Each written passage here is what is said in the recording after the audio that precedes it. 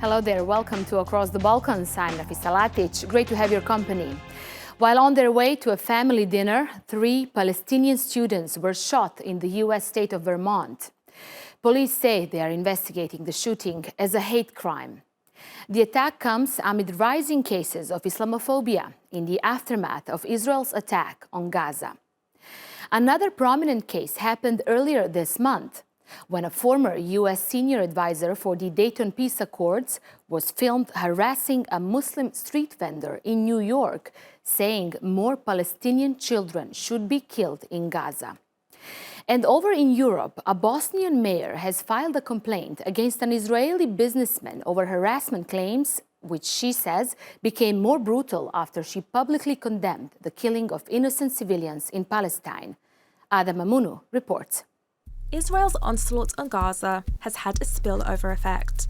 A rise in Islamophobic attacks in Western countries like the UK and the US.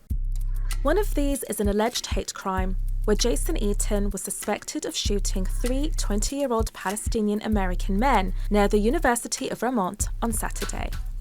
Eaton has been charged with triple attempted murder and is being held without bail. These are 3 life felonies. And although we do not yet have evidence to support a hate crime enhancement, I do want to be clear that there is no question this was a hateful act. This comes amidst a spike in Islamophobic and anti-Semitic hate crimes on university campuses. The Council on American Islamic Relations, which is the country's largest Muslim advocacy group, says it's received a 216% rise in reported incidents of Islamophobia compared to the previous year. That's over 1,200 requests for help and reports of bias in the month following the October 7th attacks. But outright incidences of Islamophobia also extend to the highest levels of politics. One of the most prolific cases to go viral of late is that of former US State Department official Stuart Seldowitz. He was arrested and charged after threatening Muslim vendor Mohammed Hussein in New York City. He made disparaging comments about the Prophet Muhammad and said that the thousands of children killed by Israeli airstrikes on Gaza were not enough.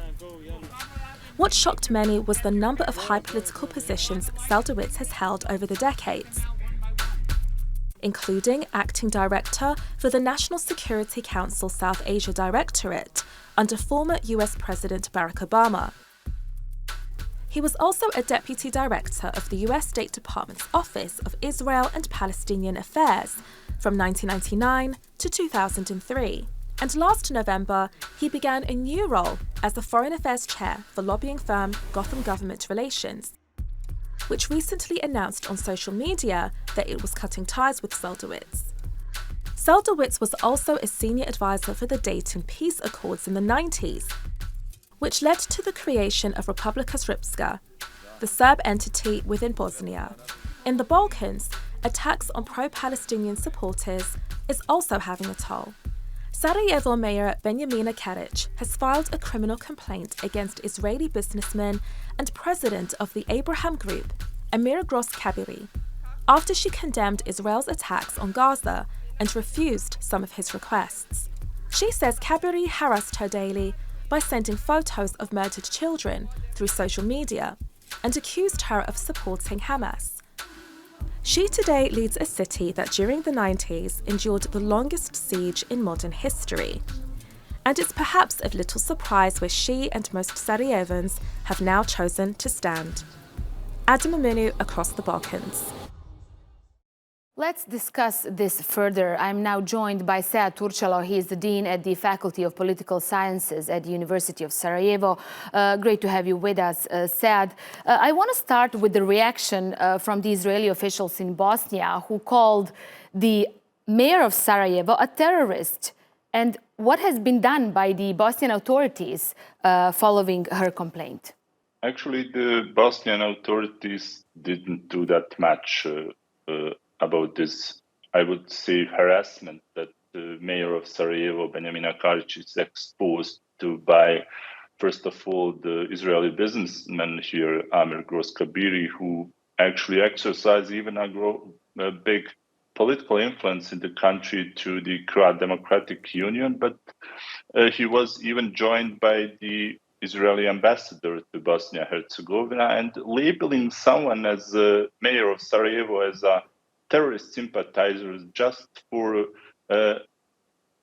advocating the protection of innocent lives in Gaza, protecting the children and women that are killed by dozens on a daily basis. It's not only unjust, but really dangerous. And especially it's dangerous if it happens or if it's done by someone who is under investigation in his own country, who is also by many media reports, someone who is involved in activities that are contrary to European sanctions against Russia. And I expected a more actually pronounced and more decisive response by the Bosnian authorities, but it obviously didn't happen.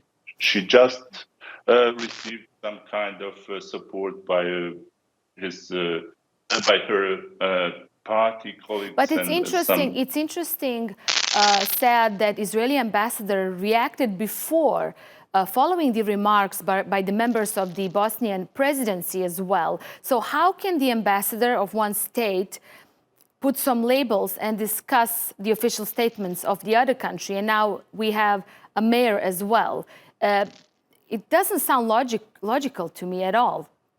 Israeli ambassador didn't only react to this, the president's statements, also statements by President Željko Komšić. She actually twisted his words, accusing him in a, I would say, implicit way of being anti-Semitic. And I mean, this kind of reaction that if someone is even condemning Hamas attack on 7th of October, but asking for the killings being stopped, and being accused of anti-Semitism, and by the Israel ambassador, and in this case, the accusation goes against the member of state presidency, I'm pretty surprised that it didn't receive the reactions from our political elites as it should be in this case. I mean,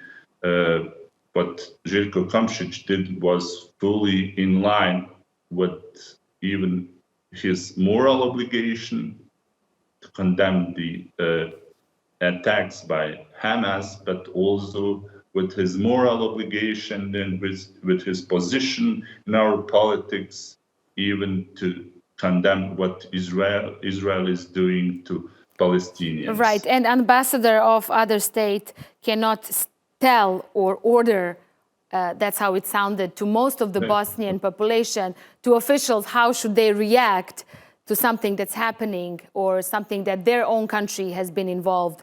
Meanwhile, another thing that left many in Bosnia shocked is when they realized that Stuart Seldowitz, a man who harassed a Muslim street vendor in New York, was actually a senior advisor for the Dayton Peace Accords. That's a peace deal that brought an end to the war in Bosnia following the horrible atrocities.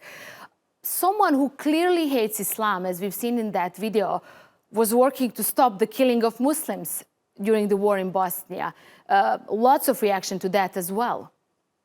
It caused quite of disturbance among those who are closely following the politics in Bosnia-Herzegovina, even among the ordinary people who actually perceived his involvement in Dayton peace process as a sign that actually he even at that time had this kind of stereotypes. But I wouldn't actually just apply his behavior to entire behavior of the U.S. politics at that time towards Bosnia-Herzegovina. And as we have seen after this uproar by the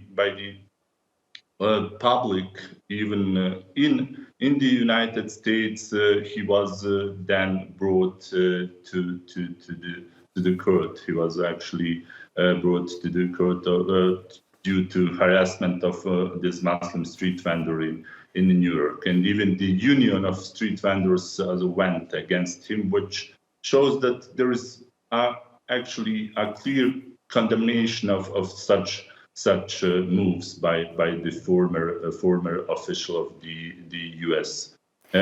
politics official. Right. And just briefly, Balkan region is the region where predominantly Muslim people live in Europe. We've seen as well the results of the elections in the Netherlands, where the far-right rhetoric didn't prevent people from gaining seats. How does that make Muslims who live in Europe feel, as we've seen all this rise of Islamophobia and return of the far-right parties in several countries surrounding them at the moment? Definitely, the far-right groups and far-right parties exploited this entire situation in the Middle East and the Israel-Hamas war, actually doing something what it's quite dangerous to the Muslim population. They are describing the entire Muslim population in Europe as a homogeneous entity, as an entity that's associated with extremism and violence.